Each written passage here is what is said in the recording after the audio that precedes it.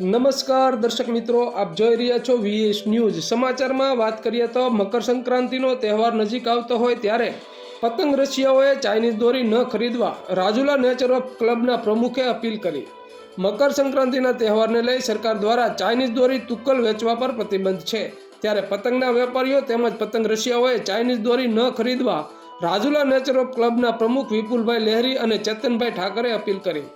Chinese દોરી લોકોના જીવને હાનિ પહોંચાડતી હોય છે તેમજ પક્ષીઓ માટે નુકસાન કરતી હોય છે, જેને લઈ સરકાર દ્વારા ચાઇનીઝ દોરી પર પ્રતિબંધ મૂકવામાં આવ્યો છે. તેમ છતાં વેપારી ચાઇનીઝ દોરી રાખીને વેચતા હોય છે તેમજ પતંગ રસિયાઓ આવી જોખમી દોરી ખરીદતા હોય છે, ત્યારે આવી ચાઇનીઝ દોરીનો ઉપયોગ કરવાથી મૂંગા અને અબોલ માસૂમ પક્ષીઓ આવી ચાઇનીઝ દોરીના કારણે ભોગ બનતા હોય છે. ત્યારે રાજુલાના નેચર ઓફ ક્લબના પ્રમુખ વિપુલભાઈ લહેરી અને ચેતન ઠાકર દ્વારા આવી દોરીનો ઉપયોગ ન કરવામાં આવે તેવી અપીલ કરવામાં આવી.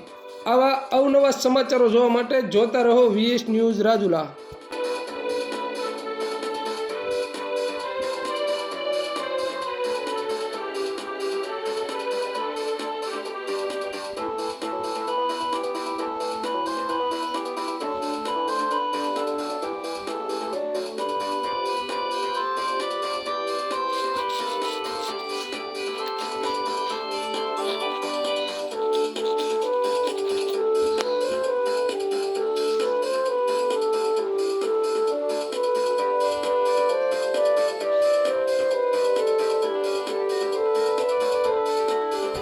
અત્યારે તે શ્યામ કોમ્પ્લેક્સમાં છે, મારા સ્ટુડિયોની બહાર નીકળો તો બે કબૂતર ઉપરથી પડ્યા. જોયું તો દોરી ચાઇનીઝ દોરી અંદર હતી અને એક કબૂતર મૃત્યુ પામ્યું અને એકને પાંખમાં પ્રોબ્લેમ છે. તો તાત્કાલિક મેં વન વિભાગને જાણ કરી અને ભાઈઓ તરત આવ્યા છે આ વિસ્તારની અંદર અને અત્યારે લઈ જાય છે. તો મારે તો એ જ વિનંતી છે કે મકર સંક્રાંતિની અંદર ચાઇનીઝ દોરીનો ઉપયોગ કરતા નહીં અને સવારે અને સાંજે માળામાં જ્યારે પક્ષીઓ આવતા હોય ત્યારે પતંગ ન ઉડાવવો જોઈએ, તો જ આપણે આ અબોલ પક્ષીઓને આપણે બચાવી શકીશું.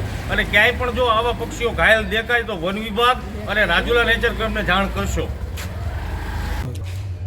અમે વિપુલભાઈ લહેરીના કહેવાથી આવેલા છીએ અને બે કબૂતરને દોરી પગમાં સલવાઈ ગયેલા હોવાથી એક કબૂતર મૃત્યુ પામ્યું છે અને એક કબૂતરને પાંખમાં થોડું ઘાયલ થયું છે, તેથી તેને સારવાર કરવા હોસ્પિટલ લઈ જઈએ છીએ.